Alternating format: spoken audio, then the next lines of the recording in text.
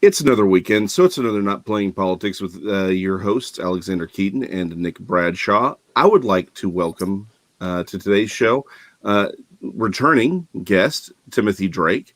Hey, Tim. How's it going? So far, so good. A little bit under the weather, but you are not the only guest we have today. I'd like to bring on Doug Masters, another fine gentleman with some interesting perspectives that we will be throwing into this great cage match that is intellectual discussion. Doug, how you doing? I'm good, thanks. How about you? You're again just a little under the weather, but you know, it's I think it's probably more allergies than anything else. But you know, I live in Texas. There's nothing else. You know, we have heat and we have allergies, and that's about all we have. So anyway, so last week we talked about cancel culture. I think we can maybe move the conversation a little bit, because I don't think because I think there's cancel culture is not its own thing.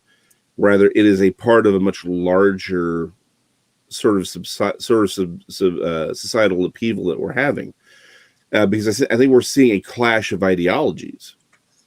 Nick, what's your feelings on this? So we've talked about cancel culture. What is maybe the next facet of this revolution that we seem to be undergoing? You know, I think there's firstly, I want to welcome our guests back, Tim and Doug. We're glad you're here. This show is kind of founded upon wanting to constantly expand and get new inputs and ideas. So we're grateful that you guys are here to take a swing at the pitch. Where we picked up from last week regarding cancel culture is, you know, kind of looking at this from the 30,000-foot view.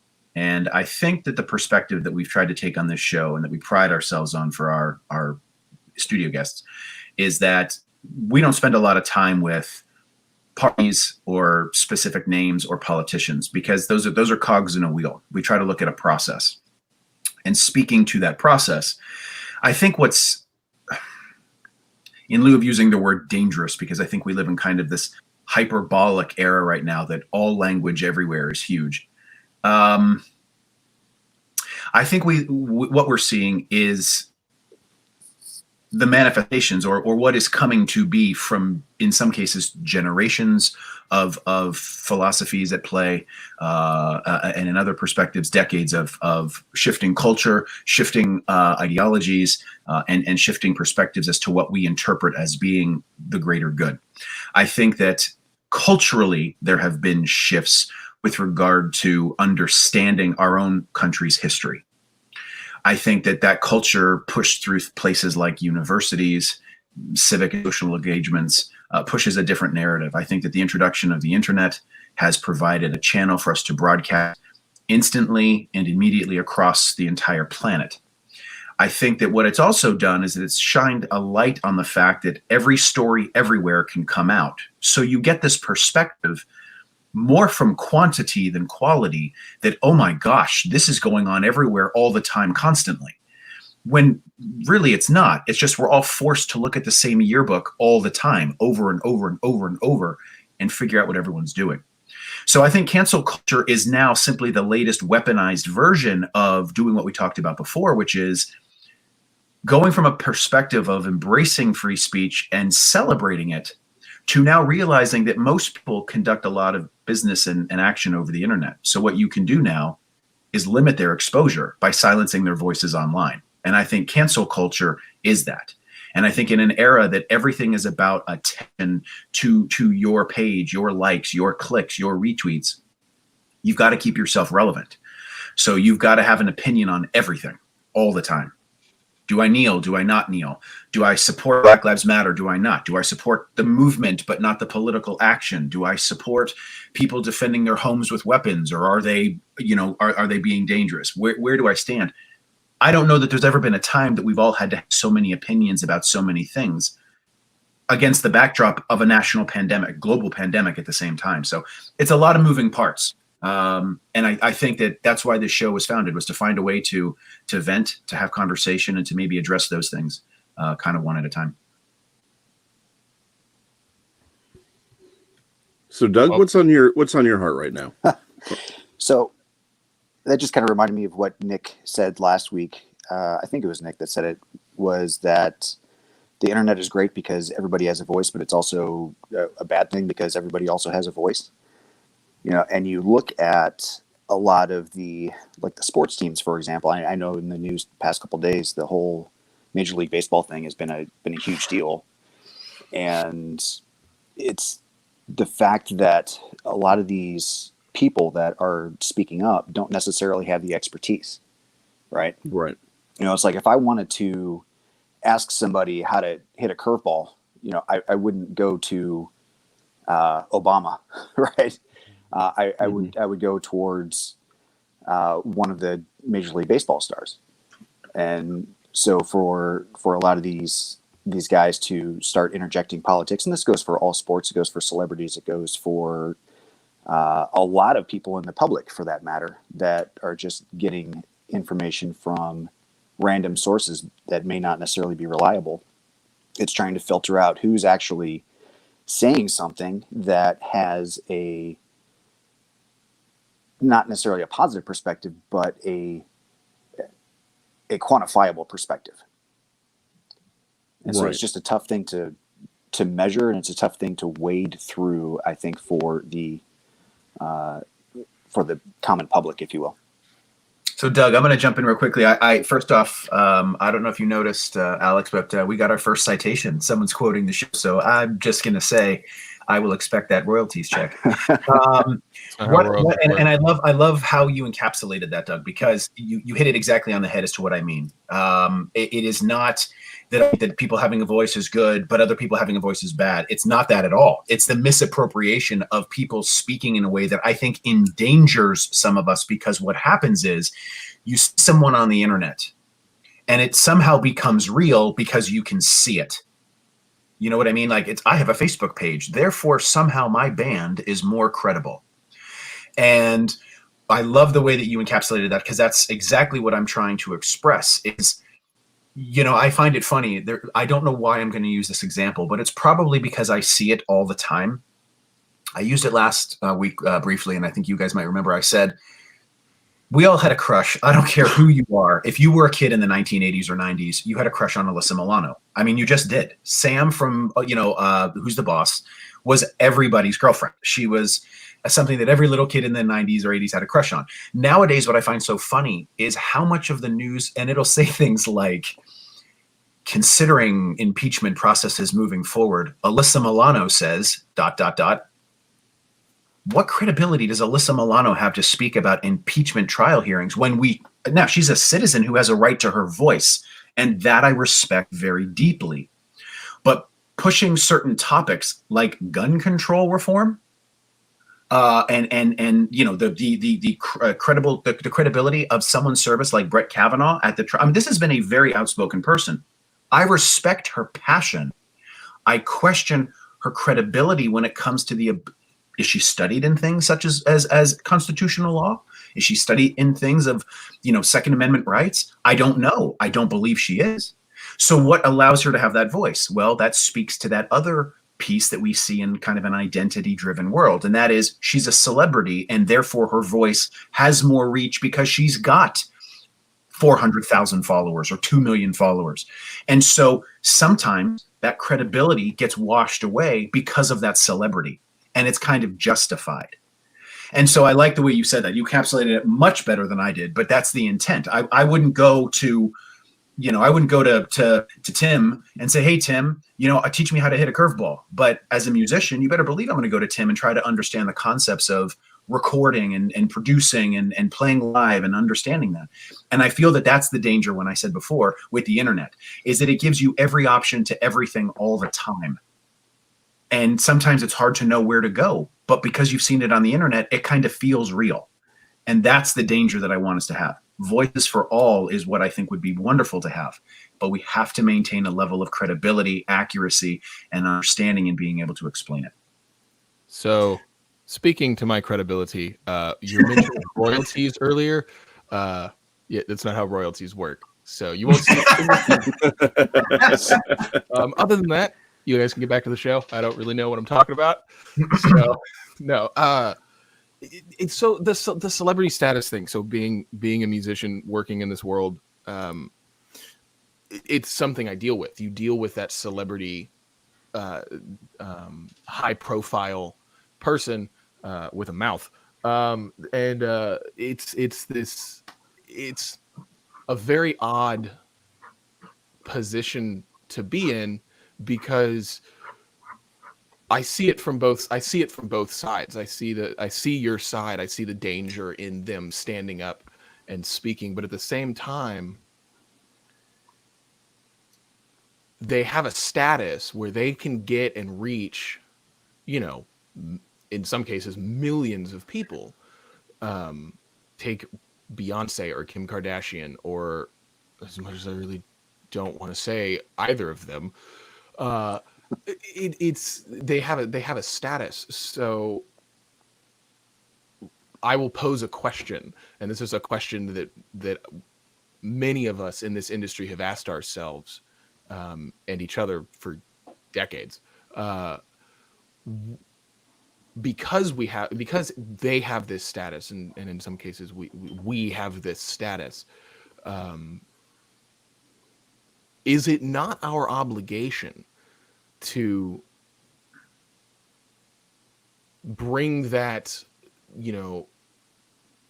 things to the public if we can, bring certain things? Now, I think that personally a great disservice is as we discussed last time on this, is the extremely poor education processes that we have in this country, and unfortunately it's gone on for so long now that it's, we have a lot of people who are in celebrity status that have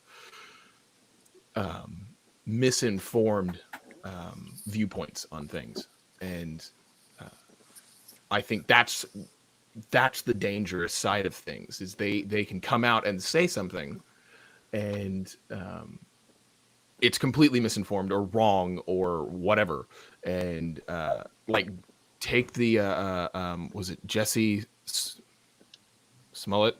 What, I don't know. The guy. Sure enough, yeah. Sure. Yeah, the guy from the show The Empire. I mean, the second that story came out, every single celebrity was on his side until the truth came out, and then everybody went silent. And Well, Tim, if I can jump in for 2 seconds, and how funny is it that we just proved the point that the biggest story in the world, 4 of us had to think about what the name was. Right. That kind of, you know what I mean? Every story was the biggest story in the world until it wasn't. And it's that level of what we're talking about, access to a voice, credibility of a voice. What is it that we're saying? What is it that we're doing? Who determined that those stories, was that truly the biggest story in the world?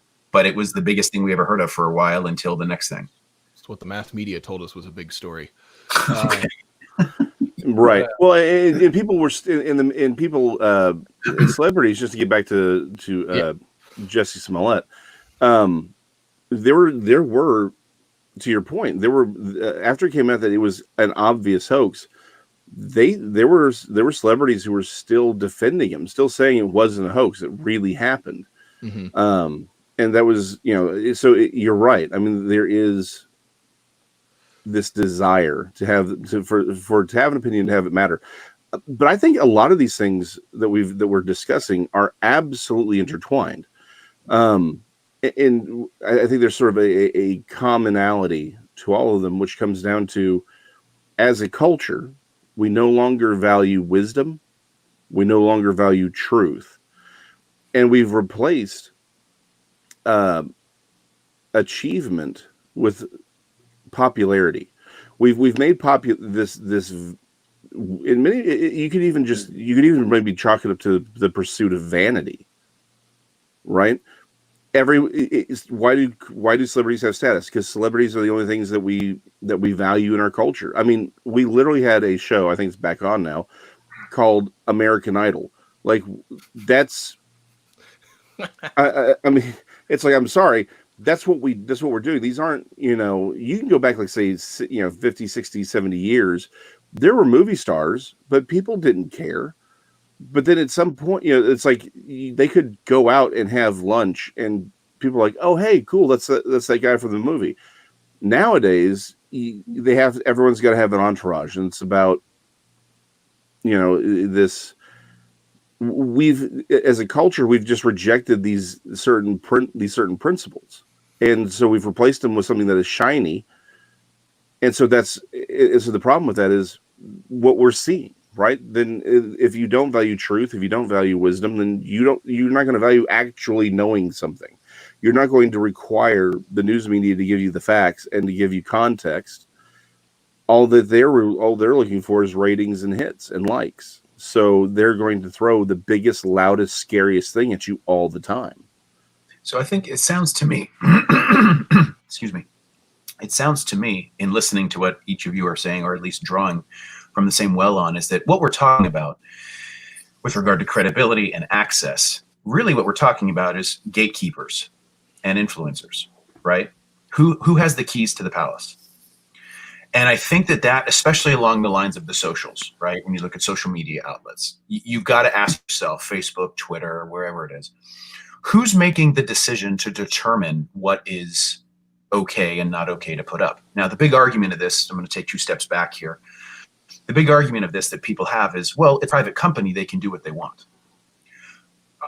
Anybody who knows me knows I'm a fan of the free market. I'm a fan of capitalism, and I'm a fan of people creating something new and innovative and sharing it with the world and having it improve our communication abilities. However, these companies are different in the fact that they hide or take on different perspectives of what their platforms are. If you are a publisher, you are expected to adhere to policies X, Y, and Z. If you are a platform, those credentials are different. Those standards are different. This is what you're seeing for our fans listening.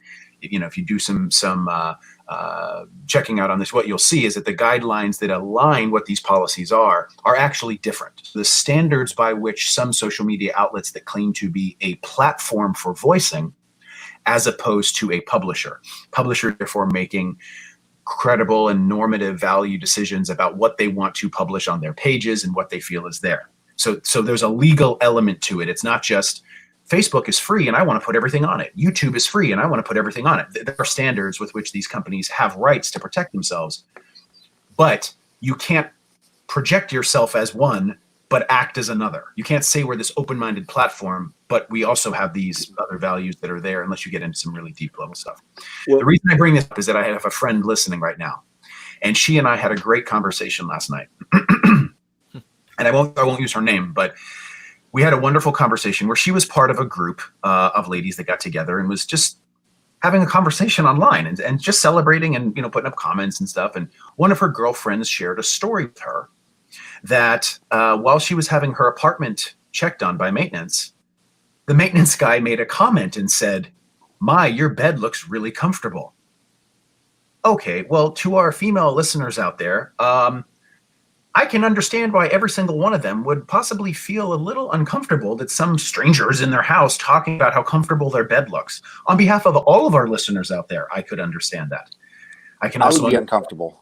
If yeah, it was me, I would be uncomfortable. Exactly. And I'm saying it doesn't matter based off someone's sex so much as it's just, I tried to listen and make light of it because I said, is your friend safe? Is the situation okay? And they're like, oh no, she's fine. Everything's just great. She just thought it was kind of weird, right? And I'm like, yeah.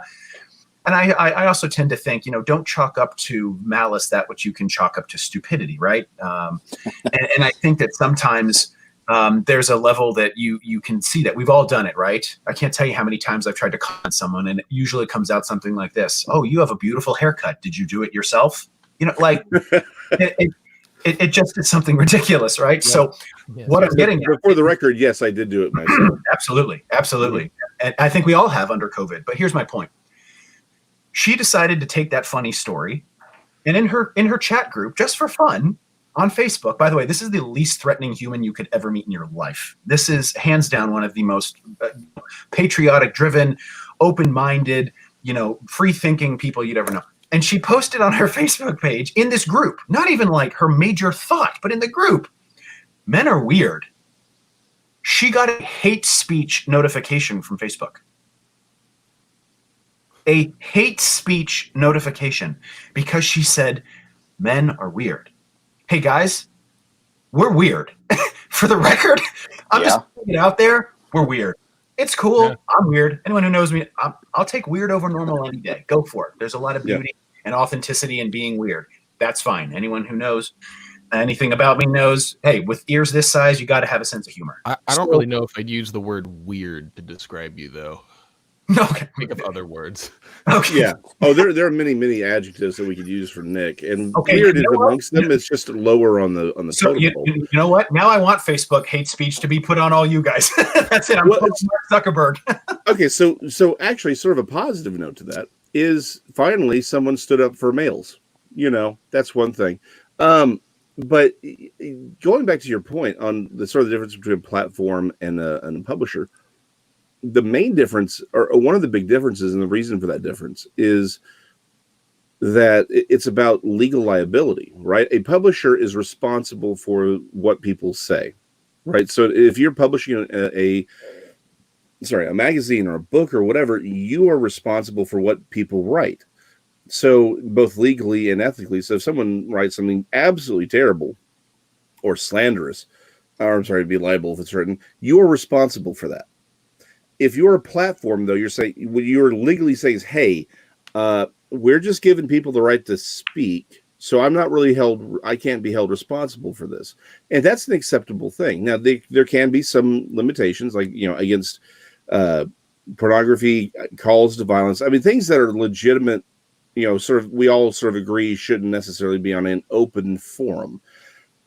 But the problem is with these hate speech things is it is very clearly aimed at political speech. And now you've gone from a platform to a publisher. If you're saying there are certain political opinions that we agree with or don't agree with, or that we will air or not air, then you are no longer a platform, you are a publisher. And that's a huge difference, because you're controlling what can and cannot be said. The issue there is that the bigger issue that I see, though, is that what you're doing is you're limiting the ability to have a productive and really a productive conversation. Because if it's only certain ideas can make it through, then that Overton window is completely manipulated towards one particular viewpoint. And that leads to violence. I genuinely believe, and this is why we're doing the show. I believe that speech is the cure for bad speech, right? It's good speech. It's intellectual. It's nuanced and long form conversations. It's not bumper stickers. To move forward, we have to talk to one another. We have to understand one another. Because if you can't, then you only have one other form of political expression, and that becomes violence. If you can't speak, then there's only force. And that's something we're trying to avoid, but it is where we are at. We're seeing these, what were peaceful protests turn into violent riots because, because I think there is a group out there that is separate from the original protesters that is trying to make certain that people don't say certain things, and so they're using force physically to shut down that conversation and to impose their will. But then that group is supported by many others, and so they're sort of succumbing to that, to use force, like on Facebook or YouTube, to shut down other conversation. At some point, there's going to be a response, and if it can't be through conversation, if it can't be through legislation, if we can't really work ourselves out civilly, then there's going to be a pushback that is violent, and that's a problem, and that leads to escalation, which is going to lead to something much more painful than what we're seeing right now. So, if I may jump in here, kind of to tie some of this together, what all three of you are saying, like to Tim's point, to say that the truth doesn't matter.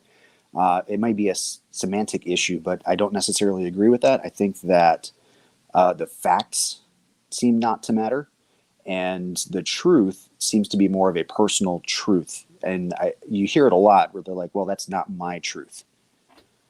And people use their own personal beliefs and feelings to justify hate speech, if you will. They're not using facts to go, this is a legitimate, actual, credible threat. It is that my feelings got hurt. And therefore, I find it offensive and hateful towards me, when was not necessarily the intent of what Nick's friend was trying to say. they were trying to share a humorous story and it got turned into somebody else's internal truth.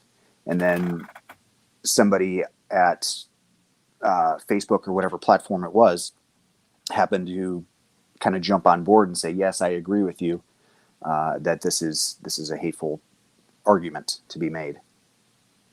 Well, Doug, it's interesting to your point. Again, I think we're drawing on this feeling of who are the gatekeepers, right? Who are the gatekeepers? Right. Who is making this determination? And, I tend to draw from anecdote, right? Because for me, that makes a clear-cut example. And one thing I've seen is I have friends that work at Livestrong, and I have friends that work at organizations across the country and at the federal level, at the state level, local level.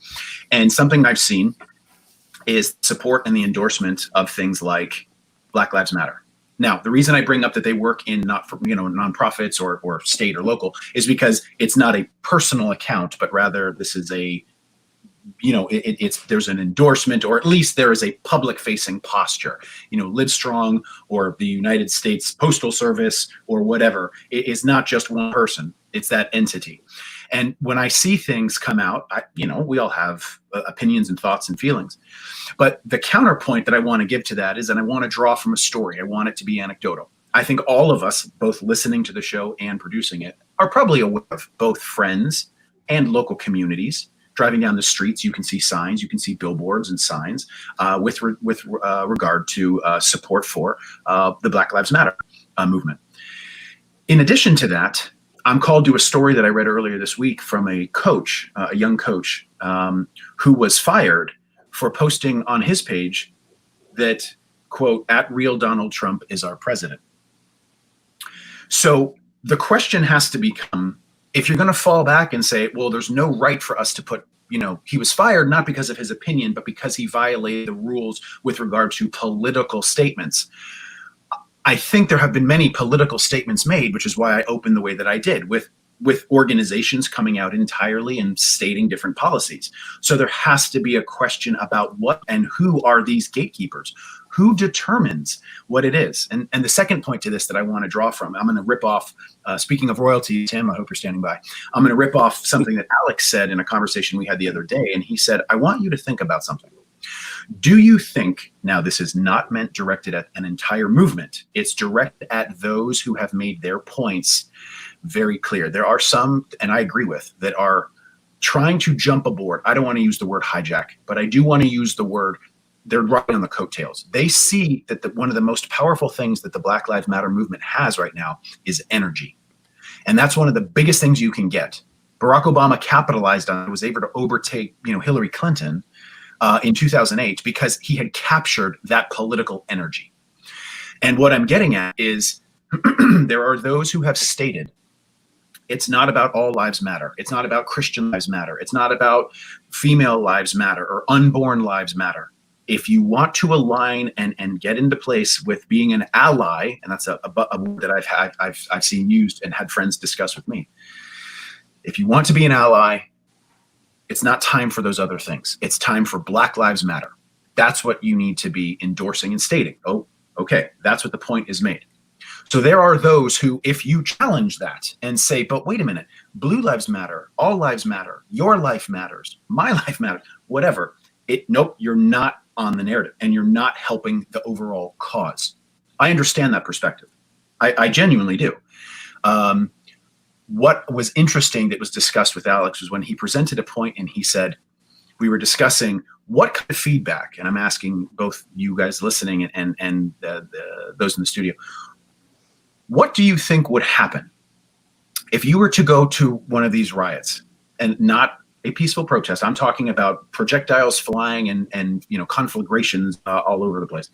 What would you do if you would feel comfortable enough to go down and try to speak with people there and use a phrase? And the phrase that I would have you use is, I dream that my children shall grow up in a world where they will be judged based on the content of their character and not the color of their skin. And I wonder what kind of feedback, if you were to take that phrase, of course, from Martin Luther King's I Have a Dream speech, if you were to take that phrase and put it on your Facebook page and just leave it without crediting it to Martin Luther King, I wonder what kind of feedback you'd get. And to me, that plays into two things, and I think Doug hit it. It's the intersection between gatekeeping and this concept of my truth. Because what I think we've mastered in this ability to use online technology is external validation. It's about likes, retweets, how many, can I get something to go viral? That's what it's about. And I think that that's the risk. What we're doing, and I think it goes to the point about what is the concept of fact and truth. The truth, not a truth. And I think that that's a part that and again, I consider this to be I want to highlight a very specific part of what we're seeing. That those that have taken a more militant aspect of a more radicalized aspect of this and said, it's not about your language, it's about this language right now. And I think that that is the part that I feel concerned about, that we can't take the bigger thought and do it. And the reason we can't do it is because, number one, the language is starting to be silenced. And number two, because the gatekeepers, who no one seems to know who they are out there. You hear about polls all the time. I've never met a pollster in my life. Have you? Where are these polls coming from?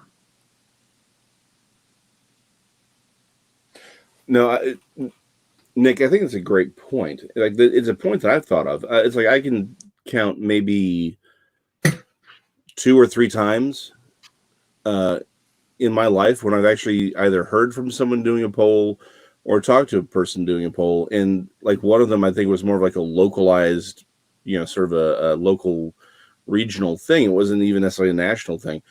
I think that's a great point about, polls, because polls really aren't used to tell us things. They're being used to manipulate and create and drive a story. And it's more about, again, it goes back to this idea of political manipulation, right? It's, if you control the speech, if you control the narrative, then you can control the outcome, right? If like you said, to your point, if I tell you, right, that saying all lives matter is a racist comment, and that you must and therefore hate black people, then you've literally defined what is outside of polite conversation. There is no, you can't have, it's like any kind of a pushback on an idea, on some ideas, right? Because it's not all ideas that aren't allowed pushback, but some ideas that are allowed pushback. It's like you restrict that speech, and if you restrict it, then there's really no place to go but either control or violence. And then this goes back to your question about the gatekeepers, right? Who are they, and what are their objectives? What are their beliefs? I think one of the things that's very interesting is just not to give too much away, but only because there's other people involved. I am involved with a Christian ministry, and that's trying to have a lot of these conversations. And one of the things that we are absolutely seeing is that the conversation is almost impossible, because there are people who are coming from this sort of popularized mentality, and they're using words and they're using phrases that have a very specific connotation, but they don't realize that that's where it's coming from. Like, they don't realize it's coming from a neo-Marxist perspective, that that these phrases have other meanings.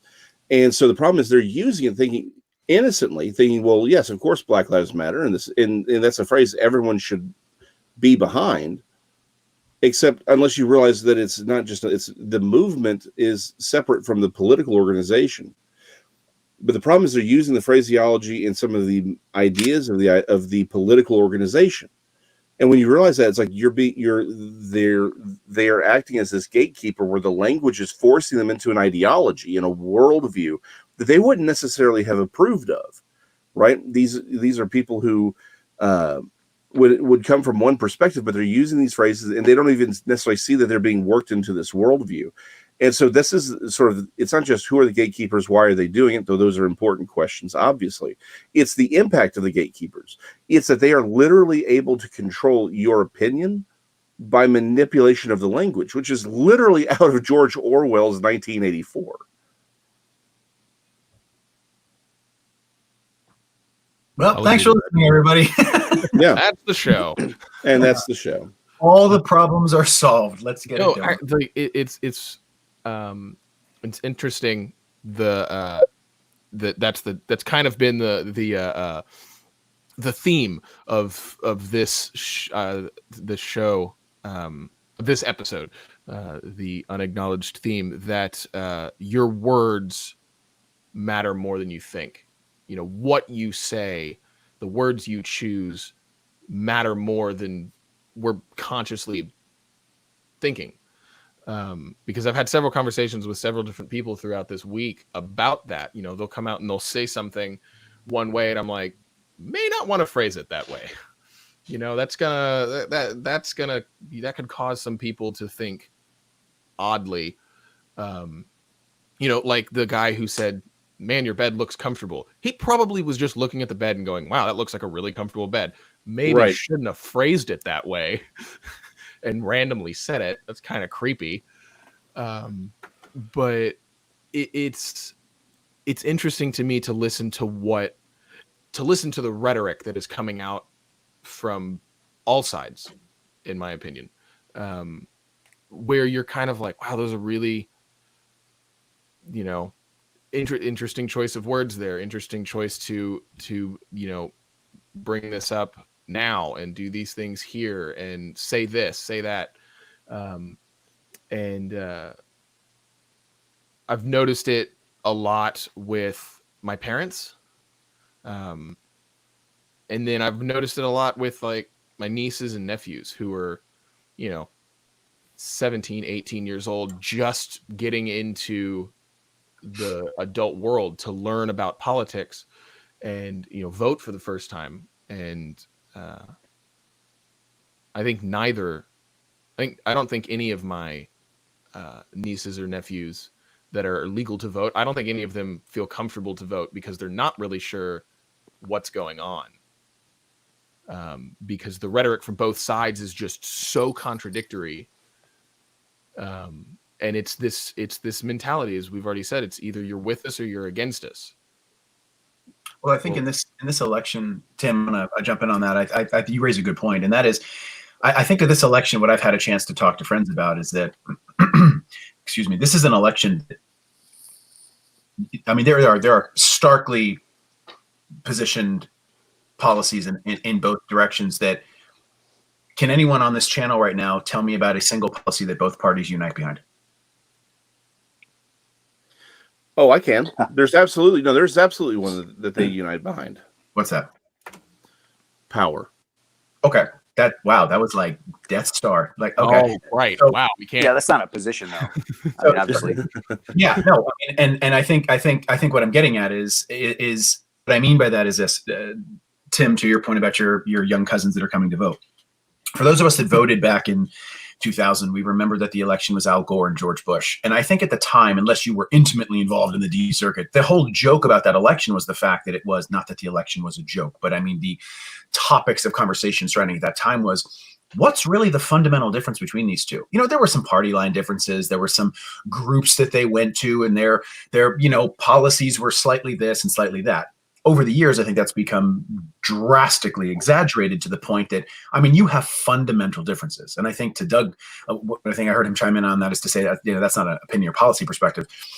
You know, I'm talking about, you know, one side is pro-life, one side is pro-choice, one side is pro-Second Amendment, one side is, I would say, decidedly not as much. You know, one side looks at whether it's a policy or just a talking point you're getting from those politicians. I would say if I use phrases like defund the police, you're probably not thinking about a conservative. You know, you're not going to hear Ted Cruz bust out with, we need to defund the police. I think that there are differences in this election that are so drastic that actually it makes the election quite easy. What makes the election hard is that most people I've spoken to say, I don't like either person, and I'm struggling because I don't want to vote for them. Because we want to have this feeling, I think, in our system that we contribute in a democracy to that which are governed. We, you know, that we give the right to those to govern. We are empowered. I remember reading somewhere once, we the people, and it's a concept of saying, you know, many of my friends, when they talk with me about it, they know this. I'm a policy guy. I want to know about the tax policy, defense structures, national security, border security, justices, not just the Supreme Court, but in the circuit level and in the appellate, those kind of things. This is an election that poses two people that are so diametrically opposed to one another that literally, I think if they're in the same room, there would be some type of chemical reaction, or they would just both take a nap. But the point that I'm getting at is that I think the danger that's out there is that we want to reduce. Tim and I have had many a talk about this, and he knows where I'm going to go with this. In an attempt to discover some type of in an attempt to discover some type of middle ground, we like to use the phrase, well, both sides do it, or everybody does that. And though I agree that the political strategies, tactics, tricks, blah, blah, blah, I'm with you, Tim. I'll concede publicly. I'm with you. Absolutely. I don't think that a donkey or an elephant determines whether or not you seek political power or you seek advantage in your policy agenda. Absolutely. Both sides. I will say this. I believe the manner and the execution of those ideologies are carried out very differently, Yes. specifically in a social and public arena. Yes, I will agree with that. And I think that those things are the parts that create a difference. I think that this comes down to, and we've made it 41 minutes and 4 seconds. I think, and we're going to get into the part. Here we go. I feel as though we are at the place where there are those who don't want to vote for Trump because they don't like him. They personally disagree with his ideologies. They don't like who he is as a person. And there are those who don't want to vote for Biden because they feel that it's not voting for Biden, that Biden is at best a placeholder. And that really all you're voting for are the even more radical views behind Biden to put people into positions. And people don't want AOC as Secretary of State. And I'm dramatic to prove a point. They don't want Beto O'Rourke in charge of gun policy. You know, so I have faith in the American people. I have faith that they'll do what I have faith in faith. Let me put it like that. And I believe that our country will survive and go where we need to go. But the danger that I see is that we reduce things off of a feeling, my truth, to Doug's earlier point, my truth about feeling what we're voting and not necessarily taking in that consideration as to how these policy differences can really drive. I mean, you're talking about one party literally saying we're going to do away with these tax cuts. You know, we're going to remove certain staples that we've had in the economy. We're going to remove certain funding and now we're seeing it already. We're going to go and reduce funding in the military. You know, those things to pull money back. Okay. We've gone down this path before and we ended up with a fleet of ships that couldn't sail and airplanes that could do everything except take off. And I think that we need to be careful by reducing that into everybody does it, not attacking you, Tim, but that I've heard that language many times. I feel very, attacked right now and offended. You should. So. In fact, you know what? Hold on. I'm gonna cancel Nick right now for that. Nick, you've been canceled. So That's it. I don't know how to play this game. There are so many rules. But what I'm getting at is that's why the show is so important, and I think that our friends wanting to have this show is important for me personally, is what I'm saying, because I think that there are those differences out there, and I want to kind of kick it back to Doug for a second, because I think that for me, Doug, this is a policy thing. I don't look to government for my faith. I don't look to government for my family. I look to government to administer and carry out the laws afforded to them in the Constitution and the Declaration. And therefore, policies make a difference to me because that's what I'm voting on. Yeah, and it just makes me laugh because as soon as you said, well, the other party does it too, and I just thought of my kids, and both of them come yelling downstairs that they're each hurt because they both did it. And we look at him, we're like, it doesn't matter. But he did it first. It doesn't matter. It really does feel like parenting at times, and you kind of stand on the sidelines and look at both of the parties a lot of the times, and you just kind of got to wonder where they are getting this adolescent viewpoint from. And Sure. Yeah, and it really does come down to the points. I mean, whether you like a person or not, doesn't change the fact of what they did. You may not necessarily agree with their ideology. You may not necessarily agree with their the color of their skin, their race, their whatever. You have to look at who they are as a person, who they represent for the American people as a whole. And that's the crazy thing about politics is you will never ever satisfy everybody. But what it really comes down to is, how are you as a person? What do you do? What do you believe? And what are you going to act on? And it is a difficult choice. You know, I will, I think this election, as we're already seeing, is going to be, I think, one of the most divisive in the U.S., even more than Trump and Hillary. Oh, yeah. And it's just crazy to, yeah, absolutely. We're not even, what is it? Not even August yet. Right. And it's just going to get even more dynamic and crazy. And kind of wrap this back around, it really does come back down to the facts. What do these guys actually want to do? And I think for most people, they're voting, or they're planning on voting, based off of an emotion. But doesn't this come back to what we were saying earlier, right? About the celebrity, sort of worship and mentality, the rejection of wisdom, the rejection of truth, or of objective truth and objective fact, right? I mean, that's sort of the problem. Like, Yeah. I mean, it doesn't seem like those are unconnected ideas. I think that's, and does that not imply maybe how do we, the way forward on this, on all of this? Maybe, but here's the problem that I see, and the issue is that social media is mostly a written platform. You guys agree? Mm-hmm. Oh, absolutely. Sure. So, I mean, there's been countless studies on this, and I can't remember the exact statistics, but it's somewhere around like 55% of what people react to are how you look. There's like 30 or 40% of how you sound, the tonality of it, and then the rest of it is actually what you say. Right. So in written word, it may come across, even though you mean with the greatest of intention of being a great person, doing the right thing, but if people read it the wrong way, and they put their own inflection and they put their own visualization of how you are saying this into their minds, then it may not necessarily be enough just to put words on paper. No, I would agree with that. Yeah, sorry. That's why I hate text messaging. You know? See, this is why my friends and I for years have believed they need to come up with like a sarcastic font, yes, or like an angry font, so that you can kind of go through and choose the font that you want your tone of voice to be. Because I have lost gigs because I texted something that someone misinterpreted. Yeah.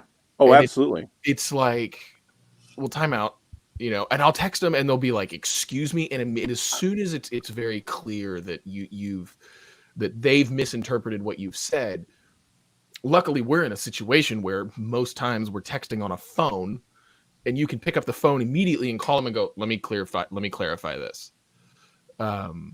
And I agree with you wholeheartedly. I think that's the largest downfall of social media, is that you can't put a tonal inflection on the words that you're reading on the page or the screen. And it messes. I mean, like, I've got friends who are very politically charged to both sides, and my internal voice, every time I read a political statement that any of them make, every time I read it, my internal voice is immediately this kind of like annoyed, angry voice. Yeah. And I have to consciously go back and start over and read it in a calm voice in order to actually read what they've said. No, that's a great point. And that's something, again, sort of the ministry thing I was mentioning. That's one of the things that we've talked about, is so many of these fights are reading someone's Facebook post and creating that inflection, like you said, right? And it completely changes the meaning of these texts. And so what you're fighting over is what's happening in everyone's head, not what was actually said. Mm-hmm. And that's a problem, right? But it's also sort of exacerbated by this dog whistle culture that we have. Meaning, if I can sit here and just say, well, that's a dog whistle, whether it is or not, but if I can say it's a dog whistle, then I've just invalidated anything that you just said and wiped it away. The meaning is now not even what you meant to say. It's what I say it says. So it completely destroys even the ability to have a rational conversation, right? If Tim and Doug are talking about something, I come in and I'm like, Tim, what Doug Masters over there said actually means this, then the conversation's over. Because you're no longer talking about what you were actually talking about. Now you're talking about what I have told you Doug was telling you.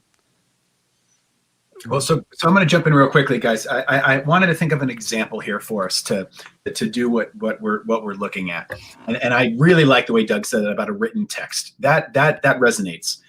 I mean, you basically described the election of 1960. Those who listened to the debates thought that Nixon won. Those who watched them thought that Kennedy won. But I love the context about it being in text, and here's the reason why. If you guys remember the movie The Big Short, discussed the collapse of the housing market, of course, and basically Michael Scott was the good guy. And what I'm getting at is there's a quote that it opens with, and it says, it's a very famous quote that says, it ain't what you know that gets you into trouble. It's what you know for sure. It's not what you don't know that gets you into trouble. It's what you know for sure that just ain't so. And then they attribute it to Mark Twain. Of course, even the Mark Twain Institute itself doesn't have definitive evidence that he in fact ever said that. And there's other people that are contesting that. So the problem is you take a text, you put it there, and then you say, well, hey, I saw a quote. It's attributed to somebody with credibility. And it's produced through a movie that was put out on a wow, this must be something that's there. Now, it's a simple misappropriation of credentialing of a statement. Some of the best ones that we all know. Cleanliness is next to godliness. It's a lot of people's favorite quote Bible. Problem is, Alex, go ahead and tell him. Oh, it's nowhere there. It's not right. in the Bible. So what we're doing now, I think, is plays off of what we've talked about on the show before, and that is to look at things from a broadcast perspective.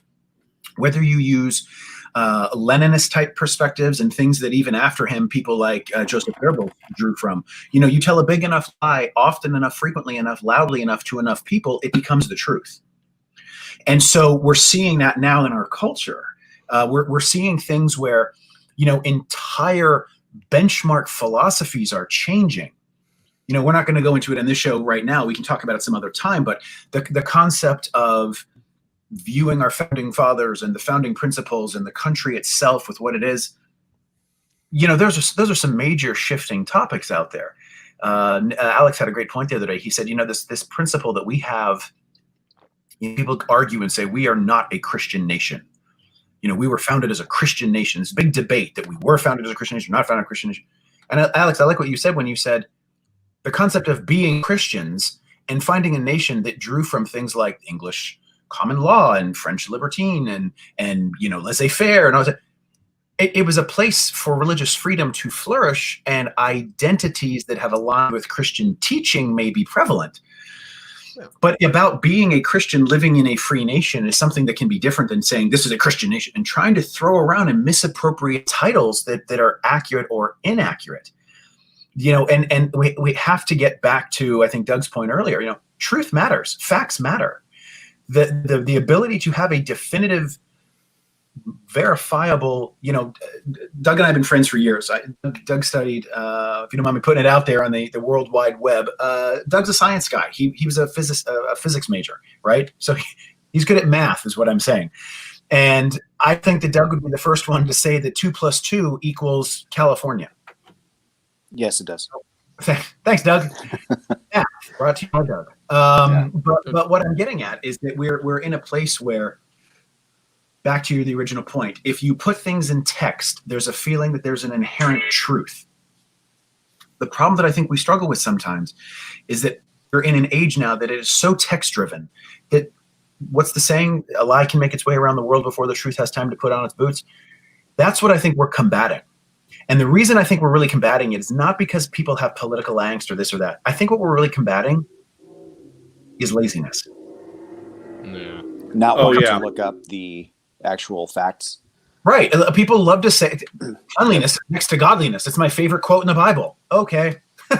Clearly, you didn't read the Bible. You Yeah. tie to something with credibility to give yourself a sense of that credibility. What does that do? It reinforces my truth. I like the way that feels. Doesn't matter if it's accurate to me.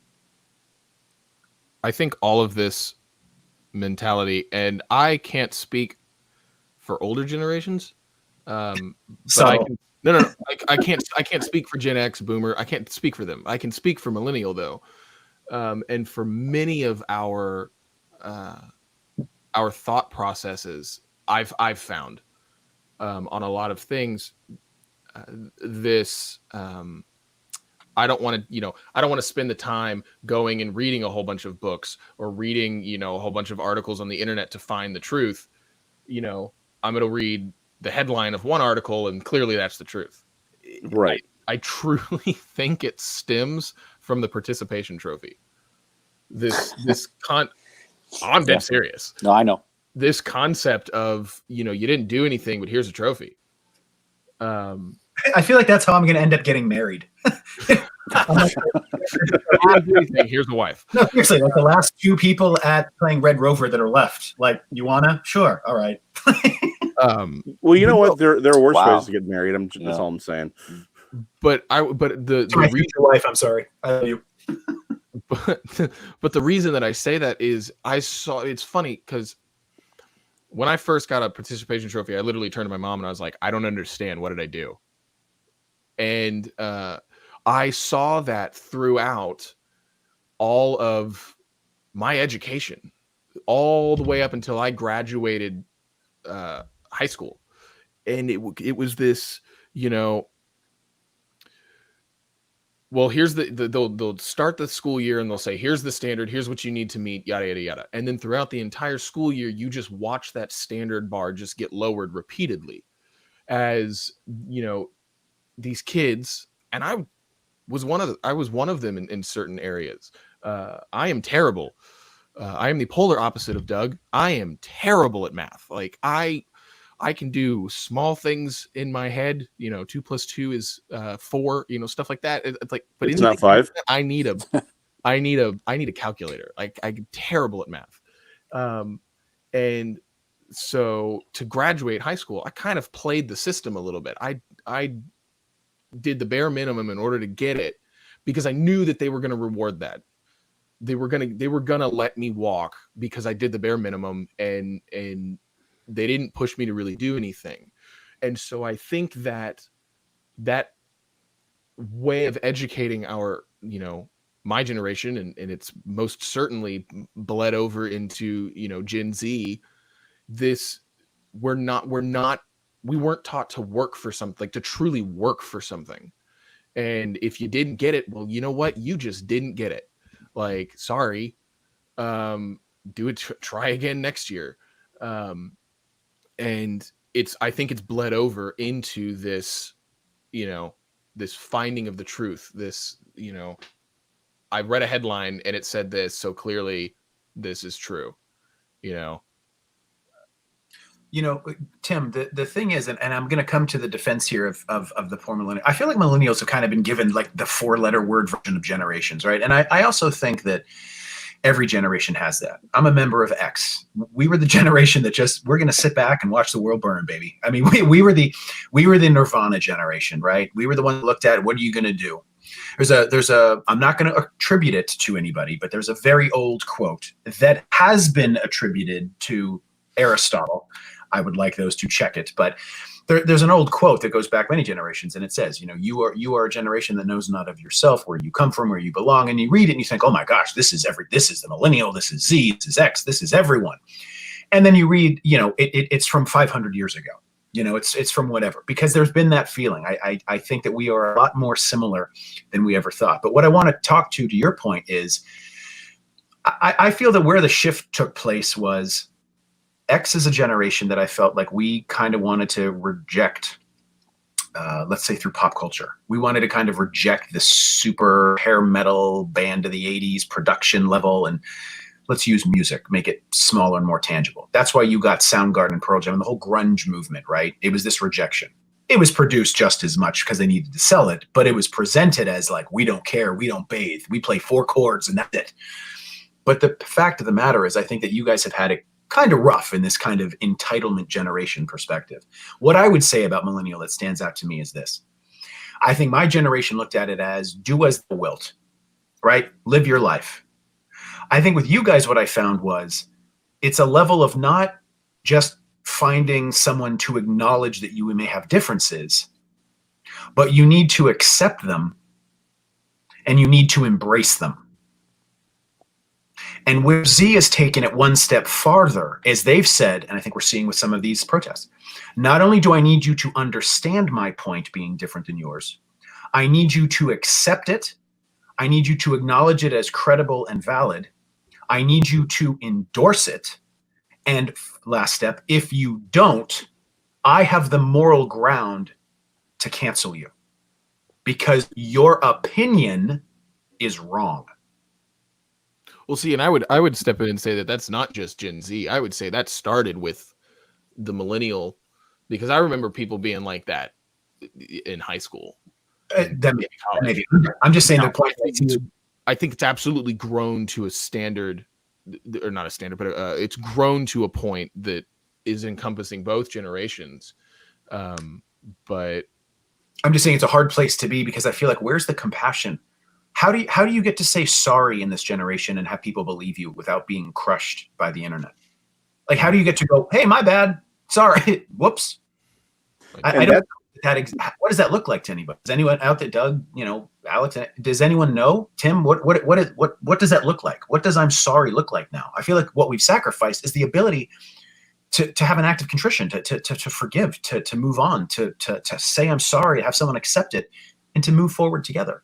I would openly agree with you. I'd say that's one of the biggest issues that we have right now is the ability to communicate with empathy and sympathy and to actually sit down and have a conversation like we're having. Because I can tell one of the reasons that I haven't spoken up too much is I feel way undereducated to be on this podcast. Just realize Nick just admitted that he thought that Aristotle lived 500 years ago, so you're fine. No. I was saying I wouldn't repeat it to anybody, and it wasn't 500 years ago. He was in my high school geometry class. Wow, Dave, you're old.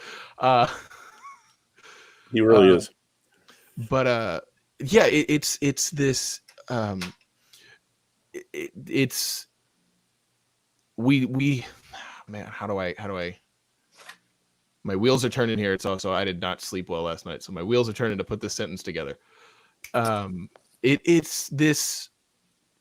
I truly believe in my heart, and Nick can validate this because him and I have had many a conversation about this. I truly believe that in my heart we want to say sorry. We want to reach across the aisle and talk and actually have this conversation. And I think both sides want to do this. But it's this not knowing how the other one's going to react if we say, you know what, I kind of messed up here. Let's talk about this. I'd like to say I'm sorry. And at the same time, I also don't think they know how their own friends are going to react.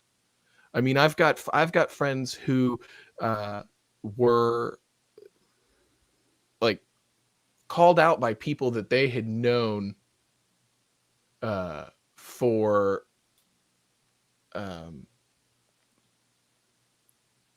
they'd known for years, and because they didn't post anything on social media about Black Lives Matter movement, because they didn't post anything. They had friends that called them out and were like, you're a terrible person. And now they don't talk to each other. And it's like, because they didn't say anything, they just wanted to stay silent and learn and figure out what's going on. They've got people that don't talk to them anymore, which is just absurd to me. So yeah. So No, Sorry, there was a text message that came in and distracted me from my process. So if I was rambling, I apologize. No. Yeah, squirrel. Exactly. No. So here's the thing, right? We've already hit an hour, and I think we're finally hitting to where we need to do what we need to do to actually move forward with this broader conversation. I think I think this is a great place to sort of put a pin in it and say, okay, what does that conversation look like? And then maybe next episode have that conversation. Because I think your point is something we need to really think about. How do we move forward having a better conversation that's empathetic, that actually allows us to have compassion and understand the other person's point of view, and then more importantly, actually move forward doing something productive, not just playing politics, but actually doing politics in a way that benefits everyone.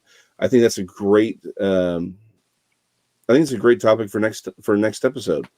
Doug, If you'd like to come actually back. love that. I actually love that word empathy, and I think it's misappropriated sometimes for people to think that just because you have empathy, you have to agree with the other person.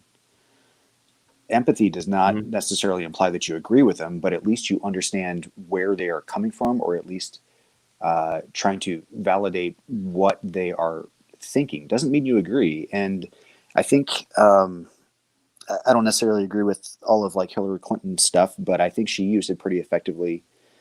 I want to say with Russia, and I might completely be messing up the facts, but I know she got a lot of flack for it, for empathizing with some of the issues, but I don't think she was ever saying, hey, I agree with you. She was just saying, I understand where you're coming from, and let's move on from here. And this is as she was Secretary of State. So the whole idea of understanding is part of culture, I think, that has been lost. And getting back to the point of being sorry or feeling sorry, sometimes it seems like in order to say you're sorry, the other person has to at least feel that they are understood as a bare minimum. good point. All right. Well, Doug, Timothy, thank you for joining us on this episode. We definitely need to have y'all back if you're willing, and I want to continue this conversation because I think you've brought us to a great point. And this is what we need to move forward. Nick, do you want to sign us out? Oh, wow. My first time. Here we go. Yeah. Guys, thanks for contributing. I think when we founded this, what we wanted was to have a place that we can come together, share thoughts, be open, agree, disagree, but leave feeling as though we were listened to. And to our fans out there, thank you all for tuning in. Thank you for your contributions, because as many of you see, what we discuss with you guys makes its way to our airwaves. We look forward to our next show. What we're going to do is next week, we're actually going to spool up the show again. We normally only do it once every 2 weeks. But to justify getting back onto our original schedule, we will have the show next week, and then it'll go to 2 weeks. Unless there's just massive outcry from 17, it looks like 17, almost 18 followers now. So we will make this something that we keep contributing the thoughts and ideas that you all share with us. So thank you very much to Alex and the rest of the crew here. Thank you so much for the support, and we will see you guys next time. Stay positive and be safe out there, guys. Take care.